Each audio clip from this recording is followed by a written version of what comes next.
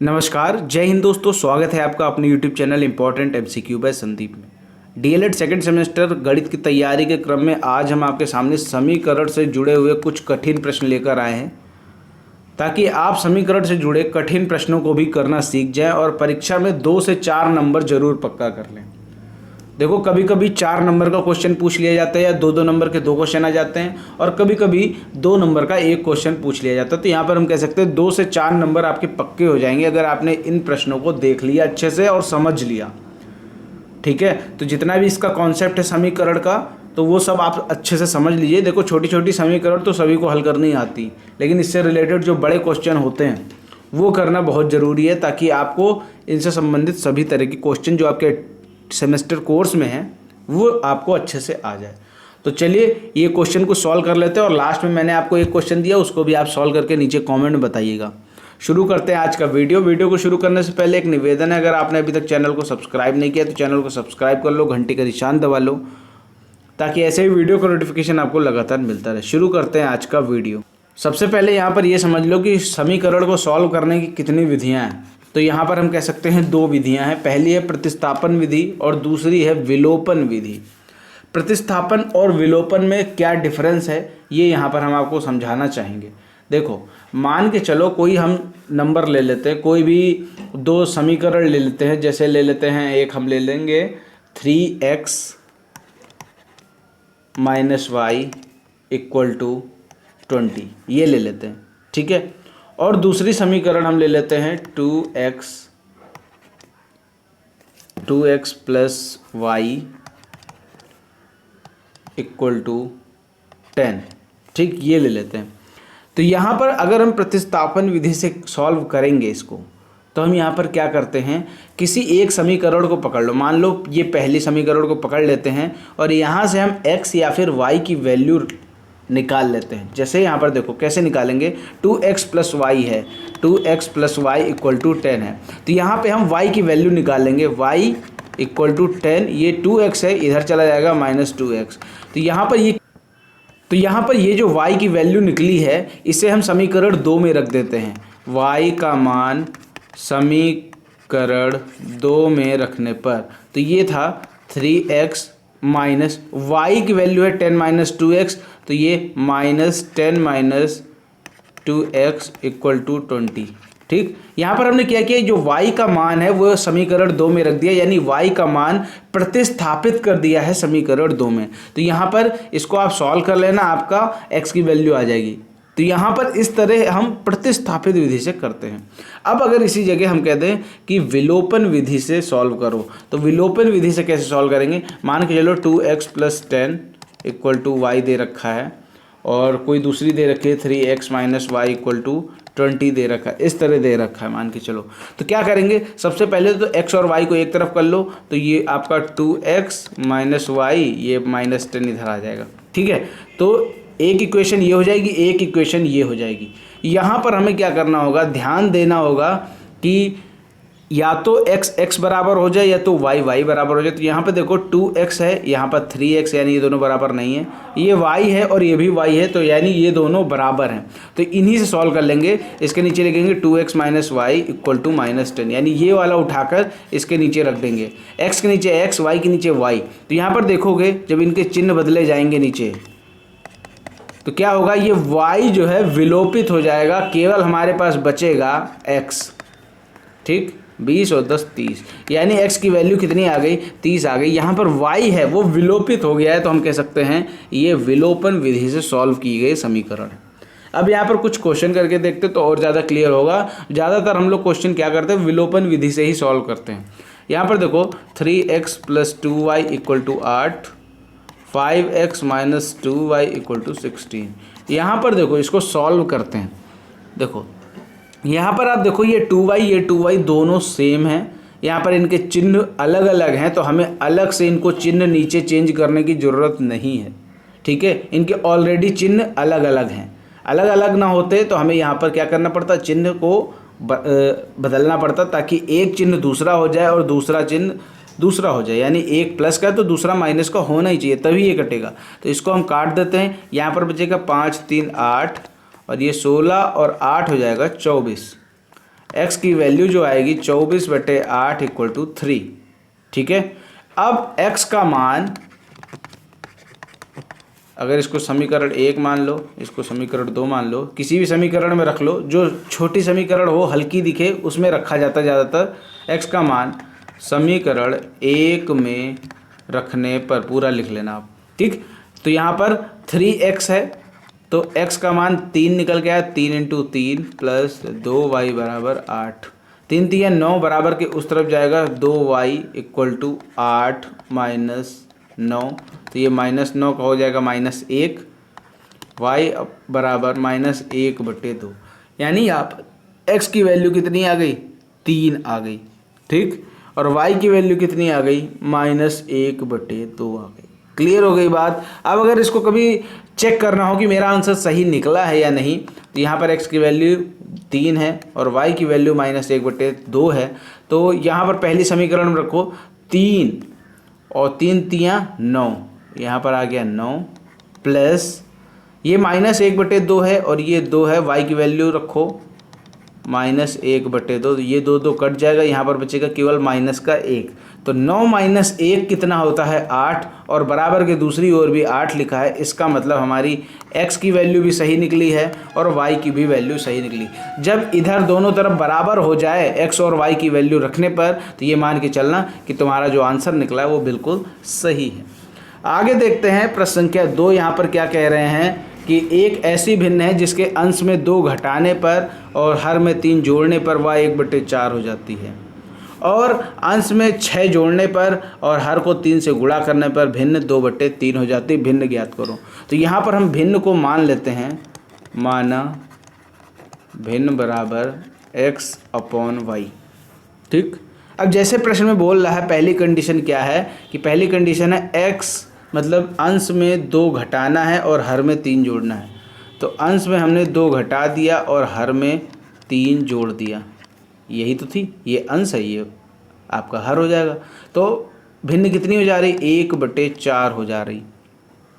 तो यहाँ पर ध्यान देने वाली बात है आपके सामने कि अब इसको सॉल्व कर लो और x y को एक तरफ कर लो, नंबर को एक तरफ कर लो।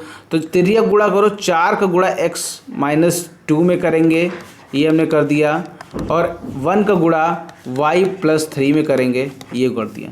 तो यहाँ पर हो जाएगा 4x - 8 y + 3, 4x, ये y इस तरफ आ जाएगा और ये 8 उस तरफ चला जाएगा, तो ये हो जाएगा 11।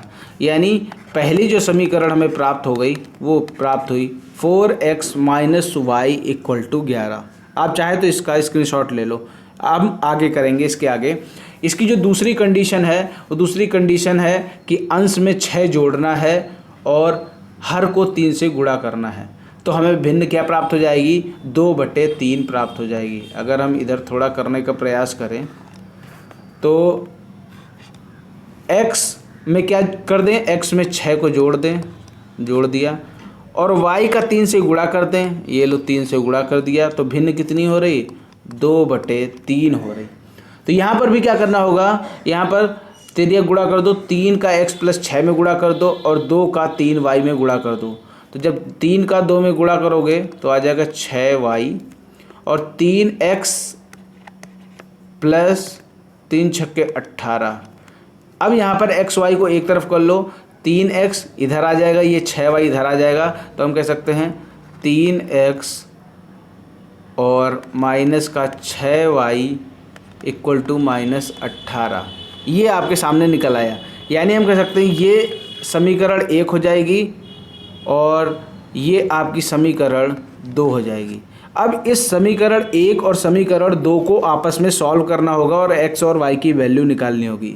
इन दोनों को सॉल्व करने के लिए हमें क्या करना पड़ता है, या तो x को बराबर करो या तो y को बराबर करो। तो कैसे करेंगे, तो यहाँ पर ध्यान दो, अगर हम क्या कर दें, y ये वाली समीकरण 1 में अगर हम 6 से गुणा कर दें तो यहाँ पर 6y हो जाएगा और यहाँ पर तो 6y ऑलरेडी है, तो ये दोनों आसानी से सॉल्व हो जाएंगे। तो क्या कर दो, समीकरण 1 में 6 से जब हम गुणा करेंगे तो क्या होगा, यहाँ आ जाएगा 6 चौक 24, यहाँ आ जाएगा 6y और यहाँ आ जाएगा 11 छक्के 66।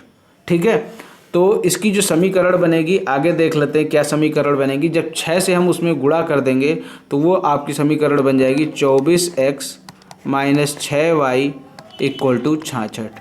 और आपकी समीकरण 2 क्या थी, वो थी आपकी 3x माइनस 6y और माइनस का 18।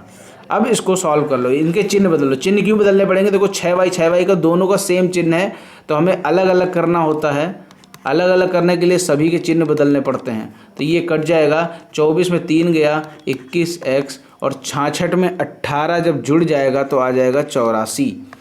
x की जो वैल्यू निकल के आई 84/21, 21 चौको 84, यानी x की वैल्यू कितनी निकल के आ गई, 4 निकल के आ गई। अब इसी x का मान समीकरण 1 में रखने पर, समीकरण आपकी 1 क्या थी, 4x minus Y equal to 11।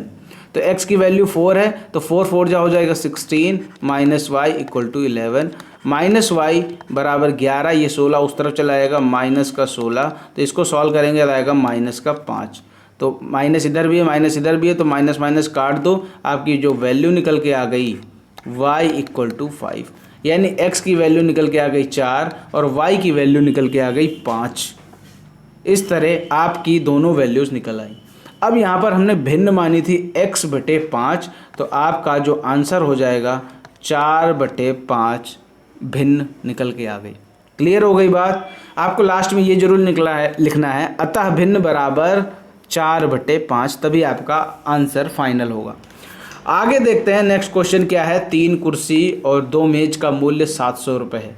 यहाँ पर हम कुर्सी को K से डिनोट करेंगे और मेज को M से डिनोट करेंगे। तो 3 कुर्सी और 2 मेज, इनका जो मूल्य है वो 700 रुपये है। ठीक, अगली कंडीशन है 5 कुर्सी और 3 मेज कितने की हैं, 1100 की। ठीक, अब इन दोनों को सॉल्व करना है। कैसे सॉल्व होगा, यहाँ पर हमें क्या करना होगा, कोई एक बराबर हो, या तो K बराबर हो या तो M बराबर हो। तो K और M बराबर करने के लिए थोड़ा लंबा करना पड़ेगा। हम क्या करते हैं, M को बराबर कर लेते हैं। अगर हम M को यहाँ ये वाले M को अगर हम 3 से मल्टीप्लाई कर दें तो ये 6M हो जाएगा, और इसको हम 2 से मल्टीप्लाई कर दें तो ये 6M हो जाएगा, यानी दोनों बराबर हो जाएंगे। जब हमें यहाँ पर अगर इसमें मल्टीप्लाई करेंगे तो इस पूरे में मल्टीप्लाई करना पड़ेगा, और इसमें मल्टीप्लाई करेंगे तब भी पूरे में मल्टीप्लाई करना पड़ेगा। तो यहाँ पर हम लिखेंगे, इसको नाम दे देते हैं 1 समीकरण 2। ठीक, समीकरण 1 में 3 से गुणा करने पर और समीकरण 2 में 2 से गुणा करने पर। ठीक, तो यहाँ पर इसमें हम 3 से गुणा करते हैं तो 3 तियाँ 9 के, 3 दूना 6M और 7 तियाँ 2100। अब इसमें हमें 2 से गुणा करना है, 2 पंचे 10 के, 3 दूना 6M, 11 दूना 2200।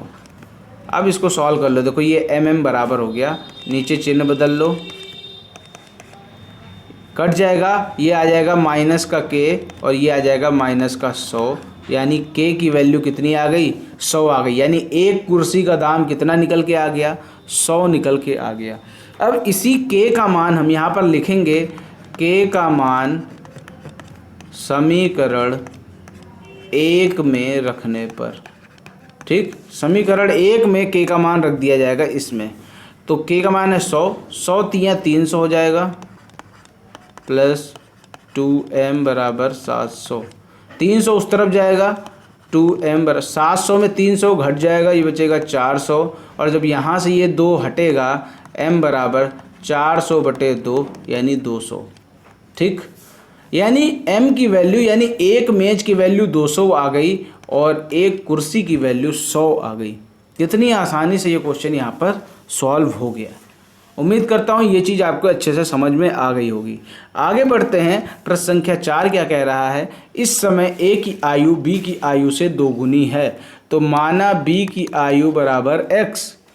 तो A की 2 गुनी है, यहाँ पर देखो 2 गुनी लिखा है, तो A की आयु हो जाएगी 2x। क्लियर हो गई बात। अगला है 8 वर्ष बाद उनकी आयु का अनुपात 7:4 हो जाएगा। तो 8 वर्ष बाद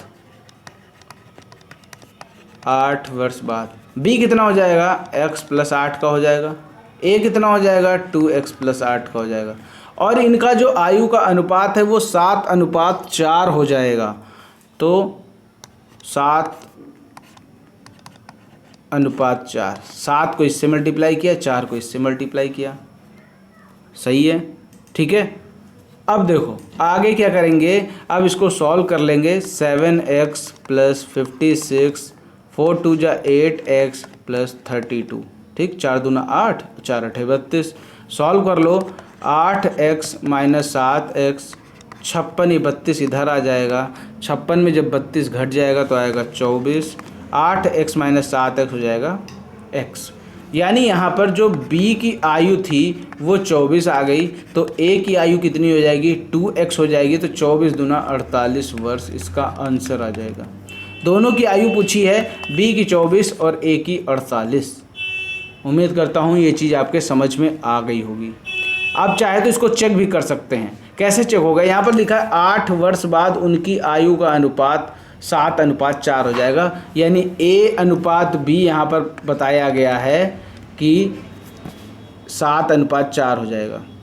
इसको हम करके दिखाते हैं। देखो a/b दे रखा है कि 7:4 हो जाएगा। तो कैसे इसको चेक करेंगे, तो 8 वर्ष बाद, यानी 8 वर्ष, अभी 24 उम्र है, 8 वर्ष बाद कितनी हो जाएगी, 32 वर्ष हो जाएगी, ठीक।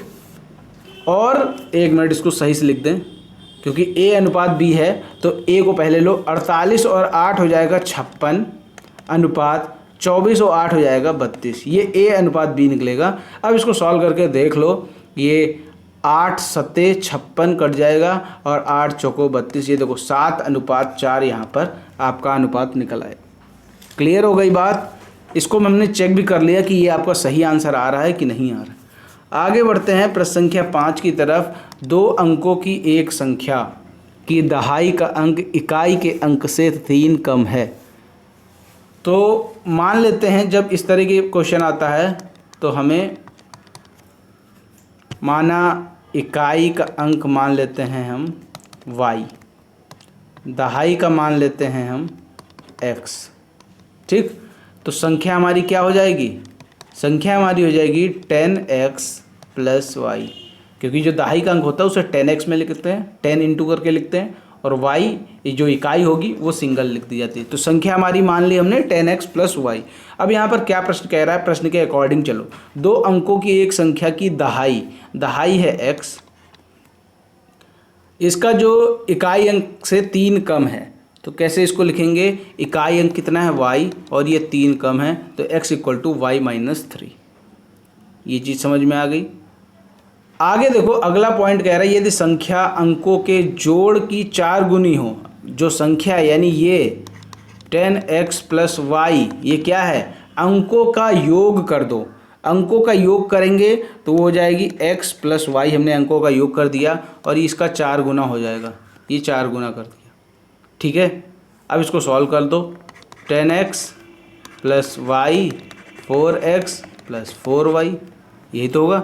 अब इस तरफ ले आओ, 10x - 4x + y - 4y = 0, ठीक। 10x - 4x हो जाएगा 6x, और x की वैल्यू y - 3 दे रखी है, तो x की जगह y - 3 रख दो, प्लस ये y - 4y हो जाएगा -3y, 6y - 18 - 3y = 0। ये 6y - 3y बचेगा 3y, और ये 18 उस तरफ चला जाएगा, प्लस का हो जाएगा। अब 18/3 हो जाएगा, ये 3 मल्टीप्लाई में इस तरफ आएगा, तो ये y की वैल्यू कितनी निकल के आ गई, 6 निकल के आ गई। यहाँ पर कितनी वैल्यू निकल के आ गई, y की 6 निकल के आ गई। क्लियर हो गई बात। तो यहाँ पर अगर y का मान हम कह सकते हैं समीकरण 1 में रख दें, y का मान कितना आया, y का मान आया है 6। y का मान समीकरण 1 में रख दें तो हमें x की वैल्यू भी पता चल जाएगी। तो जब हम इसमें रखेंगे तो ये पहली समीकरण है क्या, ध्यान से देख लो इसको। समीकरण है x equal to Y minus three, X equal to Y minus three, और y का मान कितना निकला था, 6 निकला था, 6 माइनस 3, तो x की वैल्यू कितनी आ गई, 3 आ गई। यानी y की वैल्यू है 6, x की वैल्यू है 3। संख्या हमने क्या मानी थी, संख्या मानी थी हमने 10x प्लस वाई। तो 10x, x की वैल्यू है 3, तो 10 3 30 हो जाएगा, प्लस y कितना था, 6 था, तो यहाँ पे जो संख्या निकल के आ गई 36 निकल के आ गई। इस तरह आपने क्वेश्चन देखा, कितनी आसानी से सॉल्व हो गया। ये संख्या आपकी कितनी आ गई, 36 आ गई। उम्मीद करता हूँ ये चीज़ आपके समझ में आ गई होगी। अब यहाँ पर आपके लिए जो क्वेश्चन था वो ये है, x plus 2y equal to 7, 2x plus Y equal to 5। इसको आपको सॉल्व करना है, नीचे कमेंट में उत्तर बताना है। और अगर वीडियो पसंद आया हो तो वीडियो को लाइक करें, शेयर करें, और चैनल को सब्सक्राइब नहीं किया तो चैनल को सब्सक्राइब करके बेल आइकन जरूर दबा लें, ताकि ऐसे ही वीडियो का नोटिफिकेशन आपको लगातार मिलता रहे। मिलते हैं दोस्तों अगले वीडियो में, तब तक के लिए जय हिंद, जय भारत।